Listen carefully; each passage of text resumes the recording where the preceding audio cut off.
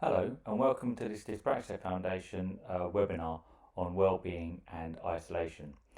Those of us who are dyspraxic will have experienced wellbeing issues quite often and very frequently, and we're often feeling isolated and feelings of isolation.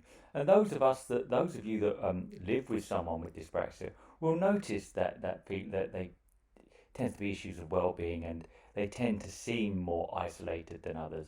And that's what we're going to talk about today, because it's a key theme of Dyspraxia Week for this year, 2023. My name's Dr. John Macklin. As you can see from the PowerPoint, there's loads of letters after my name. I started life in a council estate in West London. I was determined to go to university and get loads of letters after my name. Now, as you can see, I've got more letters after my name than the length of my name, and it looks rather ridiculous now. But at the time, when I was a young child, it was quite important to me.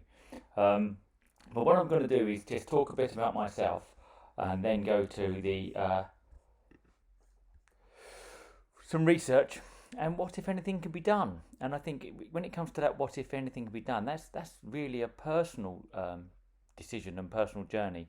And all we can ever do, really, when it comes to that, what can be done, is actually think, well, they've done this, maybe that applies to me, or how can that work for me in this instance? And it's just that's what we need to do. So hopefully through my talk today, you'll get an idea about some of the things that I've experienced, and that you probably think, oh, yes, I'm experienced that, or I've seen that, as well as the fact that, what the research says. And then you can start thinking, well, actually, maybe I can and do this as well.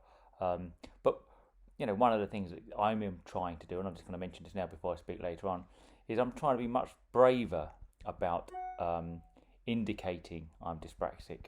I do worry about that, and that does cause me some worry. And I do worry particularly when I start looking for new jobs and applying for jobs, because I have to tick the box that says disabled or specific learning difficulty. And I have that anxiety about how other people are perceiving me. Do they suddenly ignore that I've got a doctorate and loads of letters after my name and just think, oh, we won't be able to cope in stressful situations, or we haven't got the time to guide him or support him? And actually, will that put people off employing me? I honestly think it does. And I think that's something we all worry about and experience. But let's get on with the talk now, and I'll go through what my journey was like. I was a child born in 1967, which seems strange saying it now, it's so old. But no one really talked about issues such as dyspraxia then. No one talked about dyslexia, really, or any of those. And dyslexia is a much bigger, well-known specific learning difficulty, and dyspraxia isn't. Completely different, as we all know. Dyspraxia has, I find, presents greater challenges. I've worked as a teacher, and I now work in a university in academia, and I do get to meet many people that have got dyslexia and dyspraxia as they're trying to study, and the issues that they have in terms of their studies and how they feel and the emotional impact of their studies is different, and does tend to be some common themes running through this.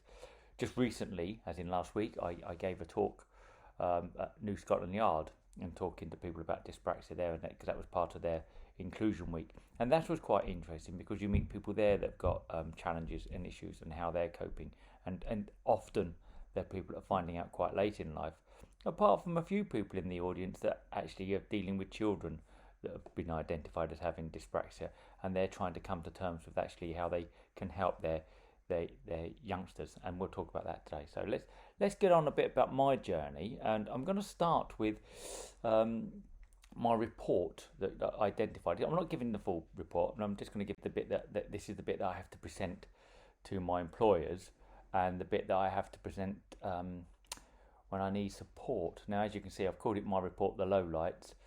The reason is because when a report was written on me and my dyspraxia, once I was diagnosed when I was 47, nearly 10 years ago now, it tended to overly emphasise the negatives. So it's really about what I can't do, and I found that hard coming to terms with, because I've always thought of myself as someone that could eventually, and I will say this, eventually do some things.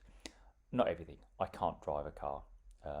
I can ride a bike now. That'll crop up as one of my little stories later on. But it shows that this is it. John's profile shows an underlying cognitive weaknesses, problems with organisation, thought and perception, as well as aspects of motor coordination indicative of dyspraxia. The bit that really has been a challenge, and this has had much more of an impact on my well-being really, is thought and perception. And what I mean by perception is perception of what's going on around me, or when I'm in a social grouping. That's been quite a challenge, and that's probably impacted my well-being much more than the fact that how far I can throw a ball, for example, or drive a car, which I can't. Underlying cause of John's dyspraxia appears to be relative weaknesses in working memory, visual and perceptual reasoning. Yeah, that's not a nice one to read. And I've understood that my working memory is quite small, so therefore it gets full very easily. So, and how I've learned about myself is once I become very emotional and emotionally overwhelmed, my capacity to function is really diminished, and I struggle. My coordination goes, my ability to read goes, my ability to organise thought, my ability to function in a group or function with other people becomes really, really impaired, and I can feel overwhelmed and often frustrated and angry. And so what I've had to learn is actually to keep myself at a much calmer state, and that helps my working memory. So I think one of the things that I've learned in terms of my own well-being journey is managing my emotions, and I think that's quite a challenge. It's easier now, I will admit, as an adult who's nearly 57, much harder when I was younger. And when I was younger, and people met me when I was younger, would have often thought that I was quick-tempered, but I'm not. I'm actually quite happy-go-lucky and easygoing. But actually, because the world around me was so difficult and appeared so easy to everyone else, I did find it very frustrating, and therefore I'm feeling overwhelmed. And therefore, when we are in that heightened state, one can appear to others as if you're short-tempered. But most of the time, I was just really annoyed with myself and angry with myself, which was not good. So this is what it says. Look, further on. As a result, John has difficulty planning and organising thought, organising and prioritising schedules and time management. He also has difficulty structuring large pieces of complex writing and conveying his ideas to the level of his verbal expression. Motor coordination difficulties affect the legibility of his handwriting. I'm going to come back to this one, verbal expression. I wasn't very good at verbal expressing myself when I was younger, and I was often very silent and very quiet, and used to listen a lot and then occasionally talk, but I wasn't a frequent talker. And I did find that sometimes I can't vocalise correctly because I can't organise my throat or vocal cords and speech to get it right, and would struggle. But over the years, it's become much easier for me to do, almost automatic, like other people, really. Motor coordination difficulties affect the legibility of my handwriting. This is how I got identified as possibly having an SPLD, because I got identified as possibly having dyslexia, because my typing became quite ineligible, and really became ineligible purely based upon the fact that as I was getting more tired, and as you can see, I don't know if you can see, I've got visual stress glasses on, and these are tinted, and so it stops my eyes getting as tired as quickly as they used to. And what was happening is when my eyes were getting tired or I was getting overwhelmed, my coordination would go, so I'd end up making more typographical errors, and that was why I thought I had dyslexia, but actually it wasn't. It was purely to do with the coordination, really. So look at this. He's got, overall, John's developed very competent literacy skills. He does not experience the phonological weaknesses associated with dyslexia. However, he does experience cognitive weaknesses and problems with organisation, perception, and thought associated with dyspraxia, whilst he is generally functioning at a very high level and is well compensated in some areas. And what it goes on to say is actually I've got my own coping strategies. But what I found in life is actually my coping strategies work most of the time at this age, but they don't work all the time. And it's when they don't work that things become very, very challenging and very difficult for me, just like they do for some of you, no doubt. But let's go through what it was like for me as a child, and a child of the 70s, when there was no such thing as dyspraxia. Yeah, this one. First one, not being able to run. Sounds really odd saying that, but my family always still laugh about the fact that when I was younger, 2, 3, 4, they always used to run away from me and say, "We're leaving now, John," and run off. And I was very good at running, but only on the spot. I was not able to run and go forward. So I did all the right motions, arms were pumping, legs were going like mad, but just couldn't propel myself forward, and that was very difficult. I couldn't ride a bike or climb, and I put very, very small tree. There was a very, very small tree in our garden, and I couldn't climb it. Very difficult. And I remember getting a bike at Christmas, and my younger sister, only a year younger, jumped on her bike and rode round the circle. I pushed my bike round the circle, I think for about 2 days, before I actually managed to work out how to put my leg across the crossbar, and then another couple of days before I was actually able to propel myself forward.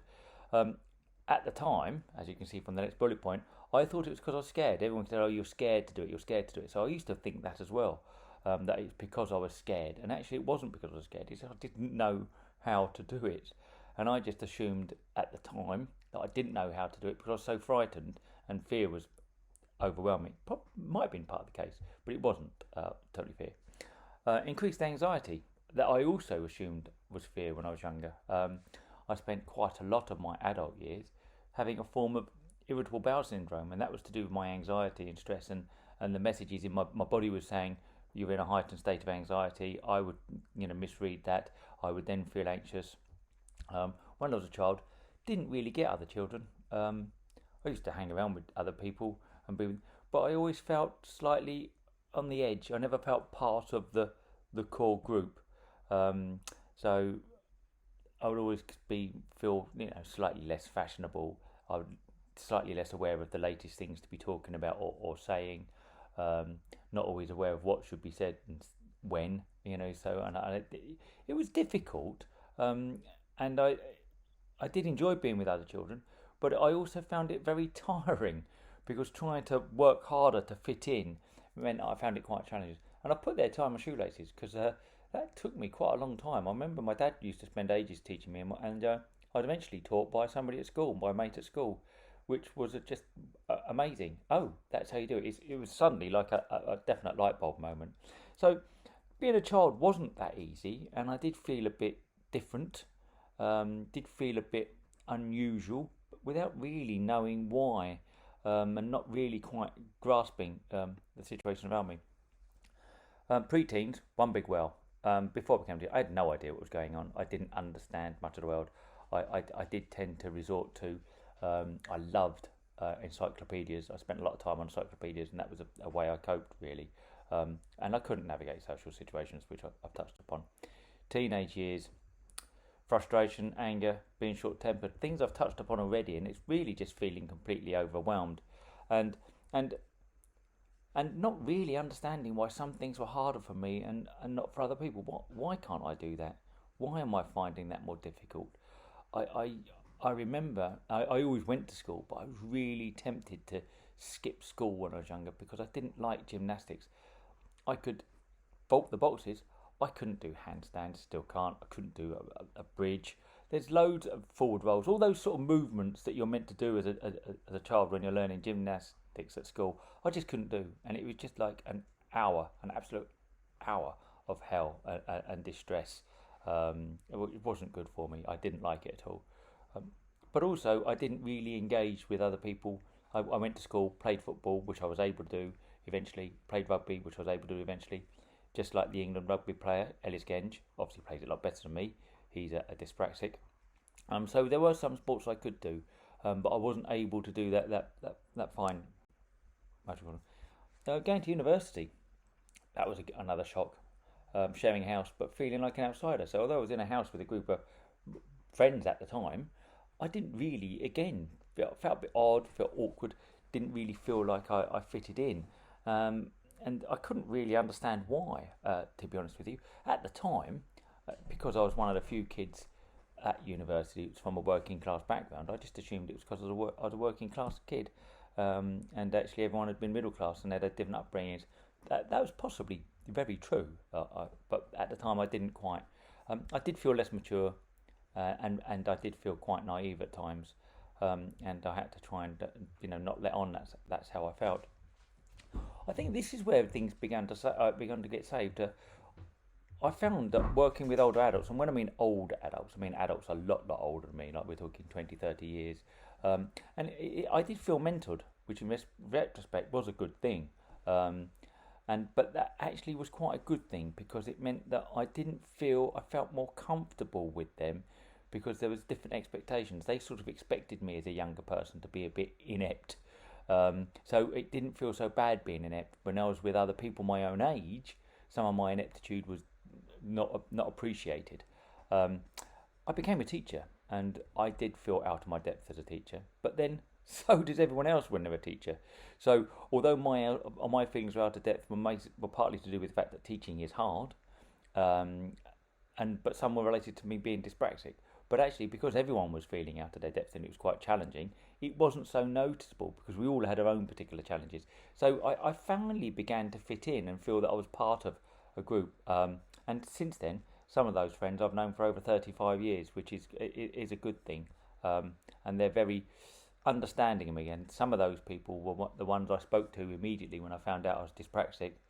And they laughed, "Oh yeah, that explains a lot," because they could see it now, and they began to understand. That's why you were like that. But it was done in a nice way. It wasn't a challenging way.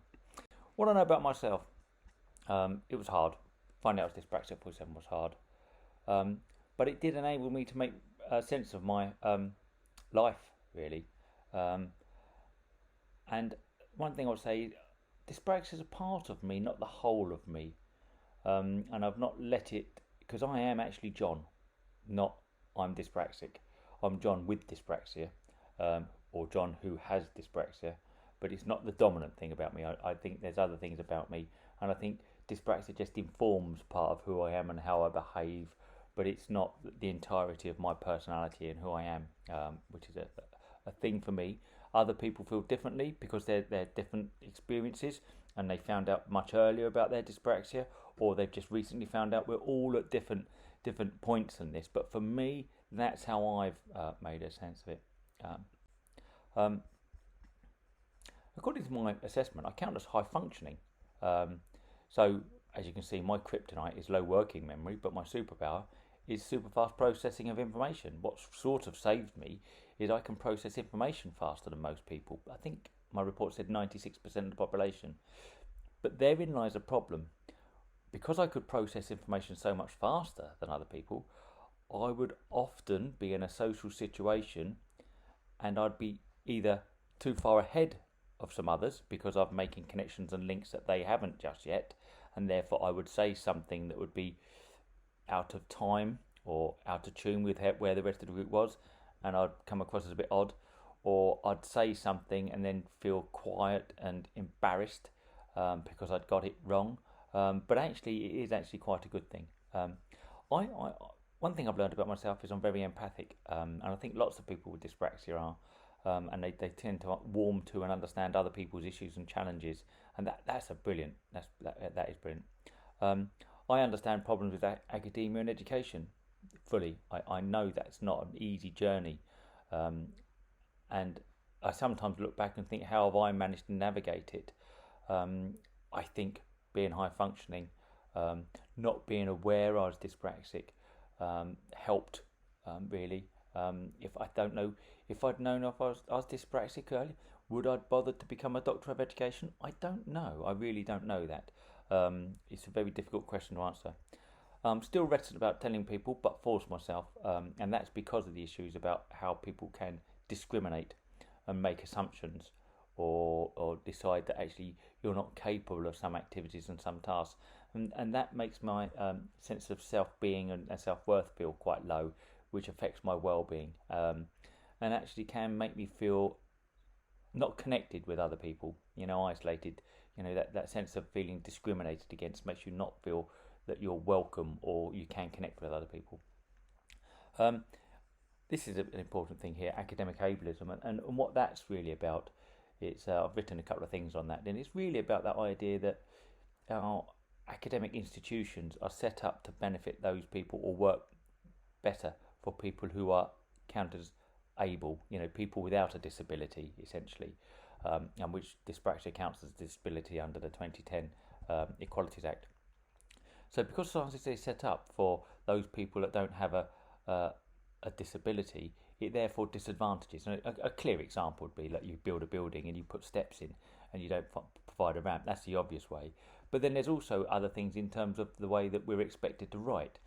Because dyspraxics don't always think in a very structured way, don't think in a linear way. We don't always think beginning, middle, and end. We might, take little tangents and explain things. And when you're writing, some people find that form of writing very difficult, very challenging to read, and therefore you tend to have to try and learn to think about what other people do. But there's also this case that actually the system's set up to reward people that can perform tasks in a certain way. So in our world, those people that can write well, or people that can structure their work well, tend to be the people that get on, particularly in my world, which is academia. Something that I am trying my best to try and improve at, but it's almost like the pain is not worth the effort at times. Right, let's get to what the research says. So I'm just got two things from my colleague, Dr. Sally Payne, who's also a trustee of the Dyspraxia Foundation. We have a greater incidence of feeling lonely. We often feel isolated and not feeling understood. What I'm going to say with that not feeling, this is from the research, and I'm just going to add something from my own perspective here about not feeling understood, is inability to explain what we're thinking and feeling in a way that other people can make sense of. I found a challenge when people first, not very many people to be honest with you, some people paid a bit of interest in the fact that I was dyspraxic and would want to know what they could do. Well, when I first became a dyspraxic or got identified as dyspraxic, I didn't know. And it's also the fact that I think as a dyspraxic, as you change, you develop skills, and you struggle with some things, you overcome some things, you improve.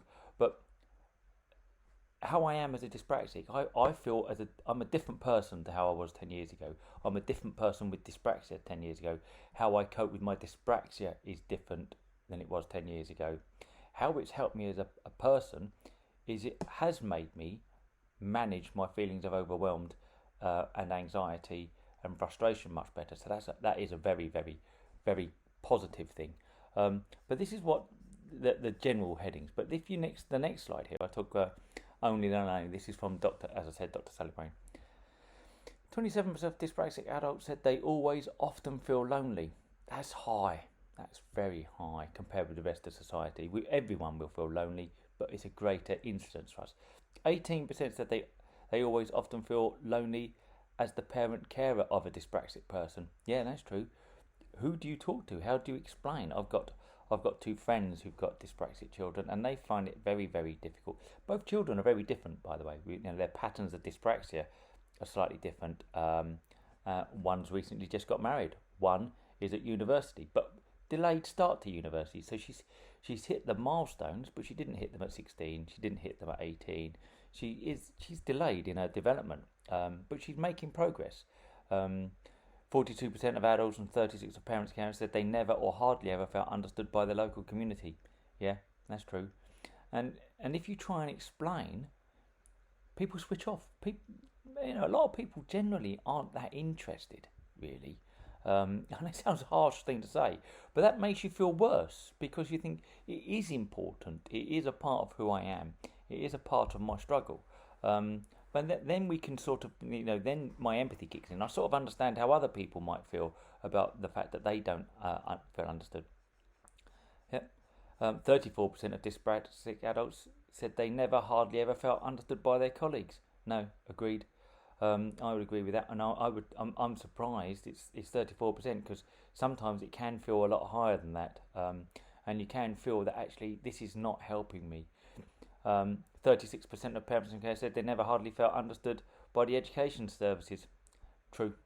I mean, like I say, I've worked in education, and I in the past didn't know. I do know more now. But so many people with a specific learning difficulty, according to the evidence, end up in prison because people, anger, frustration, not feeling understood, not feeling welcome, not feeling part of a group, not belonging, feeling isolated, not being able to do your studies, not being able to complete your work. What's the point of school if you just go to school and actually you spend all your time feeling lonely, isolated, not welcome, and not being able to do it? So that can be quite stressful for young people, and so they're more likely to actually not achieve the outcomes that they desired. Although dyspraxics are generally considered quite, can be very able, and often so. But it's something we need to be thinking about in terms of how we need to go forward. Then we've got this issue about what dyspraxia is, and for some of you, some of you don't, and so I'm making sure this is inclusive for those people that are new to dyspraxia. It's a word Greek origins, and like I say, don't so many of our words. This means difficulty, praxis means action, so it means difficulty with action, and what that generally means is action, physical action. But what it can also mean, if you think about your brain, your brain is also a physical object, and its pathways and the way it works is slightly different to everyone else, which is why there's a big debate around neurodiversity now. We process information differently, more challenging. So some bits of information we can process really quickly, some we can't. I prefer dyspraxia to neurodiverse and DCD. It's different for everyone. I don't think there's any right or wrong answer, and it might be in a few years' time that we've got another set of words, because one thing we need to think about with the language we use, it's forever changing, and it's developing. So what we may use now to describe ourselves may be different in 10 or 15 years' time. And so we need to be thinking about that all the time. So let's go with this one, neurodiversity. That's like a new kid on the block. That word hasn't been around very long, and it's also it sounds quite nice.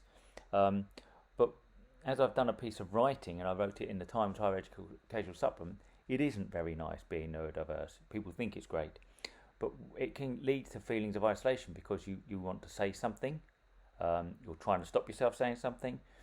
I'll give an example. You're in a meeting, you can hear what people are saying, you're listening to people are saying, and you think this doesn't seem right, and you think, should I say something? Should I not say something? Is it allowed? Is it not allowed? Have I got? And before you know it, the neurodiverse person has often said it. Now then there's the issue about how well they've said it. Have they said it at the right time? And then should they have said it?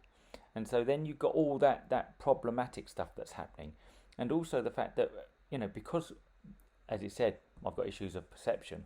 I can't perceive whether it is the right time to say something sometimes in a team meeting or in a group, and it can come across as difficult, awkward, challenging, and all the ways that I don't want it to come across, because I want it to come across as helpful. I am trying to say that actually I don't think that's right because, or that doesn't look right to me, that's different. And some groups can make you feel less welcome and therefore isolated because of how you react, because often in groups they like this is the term they come to, groupthink. They like people to think the same as them, and unfortunately if you're someone with dyspraxia, you can often find yourself in a group or in a meeting where you don't think like them and you want to say that actually you don't think like them and you think it's different. And groupthink comes from a study done in the 1960s when they looked at the advisors to American presidents, one American president, Kennedy, when it looked at the Bay of Pigs incident in Cuba. And what they found is that all the advisors were giving President Kennedy the same advice, but they all lived in the same area. They went to the same social clubs. They hung around together. They'd all gone to the same university. They'd all gone to the same type of schools. And because they were all the same type of person with the same type of experiences, they tended to think the same, and they wanted to belong. They wanted to be with others and belong with others. So therefore, they didn't want to express a view that's different to everyone else's. Where you're dyspraxic or you've got neurodiversity, you also want to belong, but you find it difficult to find how to say the things that everyone else wants you to say, or to actually, fit in with the group. And so therefore it becomes much more challenging. So sometimes even in the workplace, you can feel yourself feeling isolated because you've not said the right thing or done the right thing with other people. So, isolation isn't just a matter of I don't have anyone to talk to. Sometimes you do have people to talk to, but that doesn't stop you having those feelings of isolation because of the fact that you don't feel like you fit in or belong, or just feeling unwelcome, essentially. This is the debate about dyspraxia or DCD, really, and it's about the wording and the terms, and this comes to about how people perceive you. I tend to use this because I like to focus on dyspraxia as in terms of an action, but some people like to think about it as a developmental delay. I personally feel uncomfortable with that one, but mainly because it can also be true of people that have had head injuries or strokes. You can have a developmental delay. And I don't tend to like to think of myself as developing later than everyone else. If I'm really honest with myself, in some aspects, yes, I have. But then I think that's probably true of lots of people. They've all got people that have developed in slightly different ways and at different rates. So that wouldn't be something that would be completely different to others. But it just means that it's why I feel slightly more comfortable with the term dyspraxia than the term DCD. If you notice something flash up on the screen there, that's me trying to coordinate my fingers on the mouse tab. Getting rather tired, and just my coordination's going a bit awry. This is one I tend to think of as where it hits home for people that haven't trying to think about dyspraxia, and sometimes the challenges. There's this, it talks about here oromotor dyspraxia, which just means the coordination of all this area here and being able to speak, but also verbal dyspraxia, where you're trying to talk words. When I first started teaching, I was unable to read worksheets or unable to read aloud, and I used to have to try and get the students to do that because I couldn't coordinate myself to do that. Look at the class, breathe, all those other sort of things that you're meant to do as a physical action. I wasn't able to do. As I've done it more and more often, it's become something that doesn't take up so much processing time in up here. So therefore, I'm able to do that, which is why I'm able to read these slides now. If you'd gone back 10, 15, maybe 20 years, no chance. I would have been stumbling, I would have been misreading, and it wouldn't have gone very well at all. This last one, sequence of speech is common, yeah. Just relaying events sometimes when I was younger used to be difficult because I'd get it in the wrong order. I'd go for significant things rather than the order of things. And so often people wanted me to talk about in a very linear, this happened and that happened and this happened. And often I wanted to talk about the significant thing and how I felt about it. And that can sometimes be in a different order to the way that they wanted the story to come out. And that's exactly the problem I had when it came to my academic writing. I'd write about things that were significant to me or significant rather than writing about them in the order. Oh, that's important, better write about that. And then, oh yeah, that's important, better write about that. And actually wasn't able to put it together so that, as the term they use is a golden thread, where there's a link between the different aspects. Might not be able to read that, but I can, and I'm sorry if it doesn't come across, because I was just suddenly thinking that it might not work on the screen. It's more than physical. It's a constant daily struggle to function. I found a particular period in my life where I was trying to complete my doctoral studies. My dad was dying of cancer, and I found that even walking in the rain a challenge. I had to think very carefully about how to walk in the rain. I stopped cycling a bike because I knew that was too much for me to process. The emotional impact of just not quite getting it right, or feeling awkward, or feeling embarrassed about what you've just said when you've said something out of tune, feeling overwhelmed, constant, cannot process information. Yeah, some things I just can't process. I'm full. I have to stop. I need a break. Cannot structure my writing. I have to think about that a lot, and sometimes some jobs take me longer because I'm having to think about that. I see connections between ideas that I can often not explain. Well, I can, but I can't explain it in a way other people want me to explain it. Now, I think that's the problem. And also, I put here, it's a story I remember as a child, being the person who points out that the emperor's naked. There's a story when I was a little child about the fact that a king or emperor was so fussy about his clothes and how he was dressed. He was never happy in any outfit. So in the end, these courtiers, or the people he worked with, said, "No, you look great." He's completely naked. They said, "Yeah, you look great. You look great, you're emperor." So he goes out on his horse, and everyone's always thinking, "Oh, look, the emperor looks." Always doing the same thing. Groupthink. Oh, must say the emperor's good. Don't want to get in trouble. Don't want to be the odd one out that points out he's not wearing any clothes. And then the boy goes, "I think you're naked." And I often feel like that boy. That I often feel like I'm the one that points out that, hold on, everyone else is saying this, but I don't think that. That can be quite difficult. That can be quite isolating, because sometimes you need to be able to speak to someone to check that what you're thinking, feeling, or experiencing is the right thing that everyone else isn't, and therefore can speak. But often we're the loner, we're the only one that can see that. And this one, not reading social situations very well. Yeah, that's a constant. I've never really got that. I've got better in some situations and feel completely out of my depth in others. And I've just got used to feeling out of my depth now, and just think that's part of who I am, and it's part of how I experience life. So I just carry on. I've been embarrassed before, I'll be embarrassed again.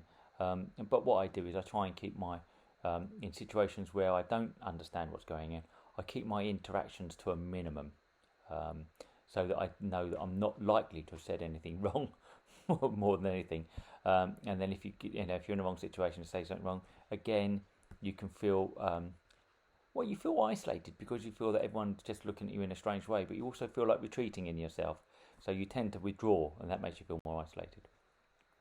This is some quotes that Dr. Sally came up with, but processing is key for me. Dyspraxic people often have difficulty processing information and keeping up with conversations, making the social situations very challenging.